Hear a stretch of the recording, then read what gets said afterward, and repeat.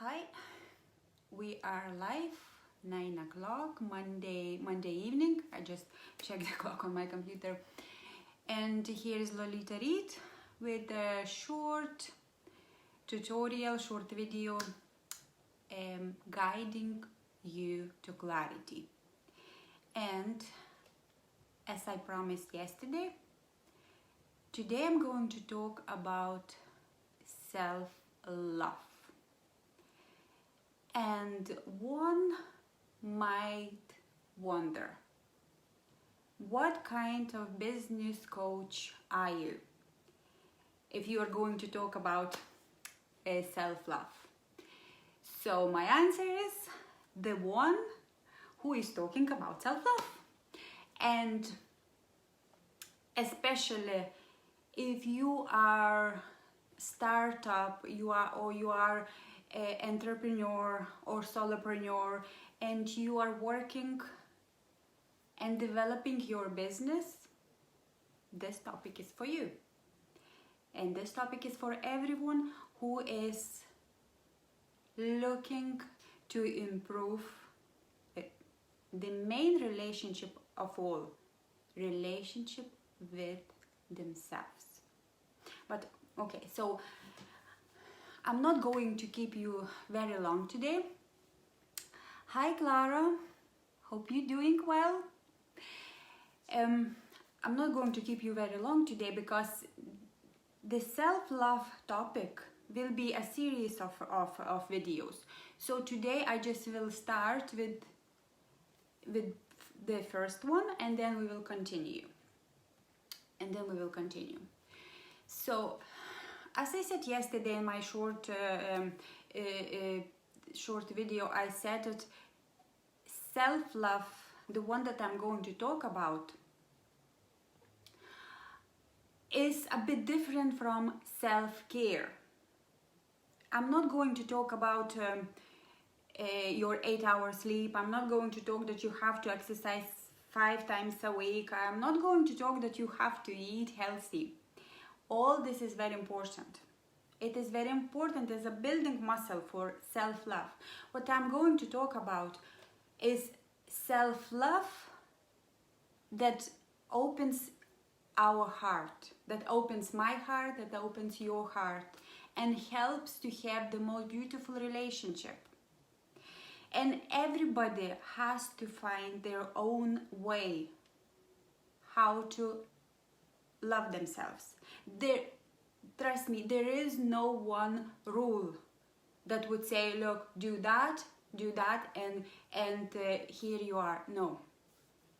Self-love is a topic that is very controversial these days. And why? Because lots of people think that it is enough to do whatever I just named, and that's how you love yourself. It is important, but that's not what I'm going to talk about. I'm going to talk about the relationship with yourself, the one that you know who you are, you remember who you are, you know your purpose on this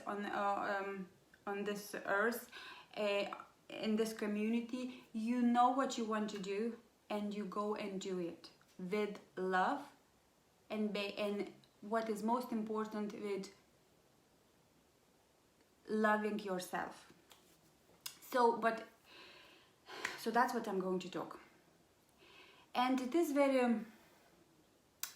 when I was doing my degree, terms like mindfulness, terms like I was doing business degree, terms like meditation did not exist. Or they were somewhere, but nobody in our college used these terms yet. And that was good 10 years ago. Yeah, exactly. I love you and I love me. That's perfect saying. So, but nowadays, I just received email from a Harvard review, and they send me a list of books that they advised me to read, and they're all books about mindfulness, about emotional intelligence, about intuition, how to plan your business strategy based on intuition and things like that. And I bet you very, very soon there will be an academic lecture about self-love in all colleges. There will be. So that's my hope. But today I'm going to talk about self-love in the way that you remember who you are. You are your best friend. And I don't know how you can get there, but I know what you're not supposed to do. You, please, don't be your worst enemy. The main rule that I apply in my life is I treat myself with respect and with the way that I would treat all other people around me. Lovingly way. Just remember, I'm just cautious about the time, and the time is okay, we still have time. Just remember, if you would be your best friend and you would be living in some apartment and would be sharing apartment with yourself, would you like living with a person like you or not? And my question is for a reason. Because very often we have this thing called inner critic. And what is inner critic? Inner critic is the thoughts, is our mind that somebody call that monkey mind, but for purpose of self-love we will call it inner critic. So inner critic very often criticizing us for everything. And examples of inner critic is, oh, you are not enough, you are stupid, you are loser, and this chats there and all the time. And I hope you can relate to this, because while you are not aware, you just treat these thoughts like normal thoughts. They are not normal thoughts. Give it a name. That's your inner critic. And then what you do? So we will do today a short exercise, and we will finish with the short exercise because next time we will go even deeper. So sit maybe for 3 minutes. Whenever you will stop watching this video, sit for 3 minutes, have a piece of paper and write down 5 most active thoughts, criticizing thoughts in your mind. So for example, again, I will say, you are such a loser. You are not enough. Nobody likes you. You will fail again. Do whatever you want, nothing will happen. Things like that. Just write down 5. Do not go any further. 5 is enough. Then what you do? Then think for 1 minute and feel it.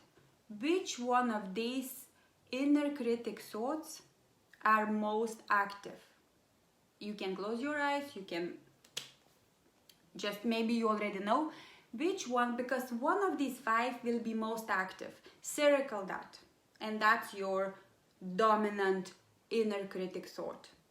And then the third step, what you do, think about the word that you can stop this inner critic immediately when you causing yourself thinking that thought.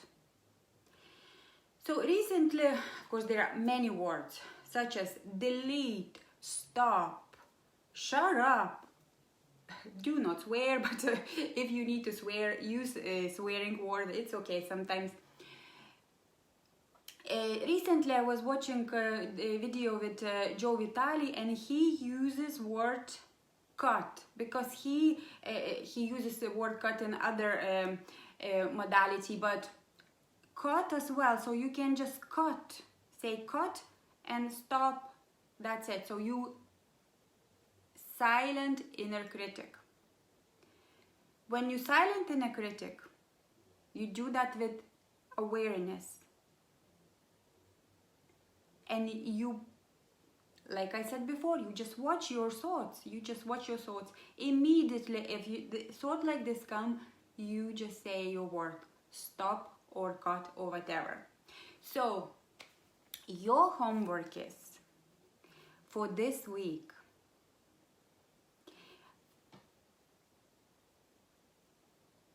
and Clara says, I can only confirm that this exercise works. I did them a long period, for a long period, and I got rid of my inner critic. See?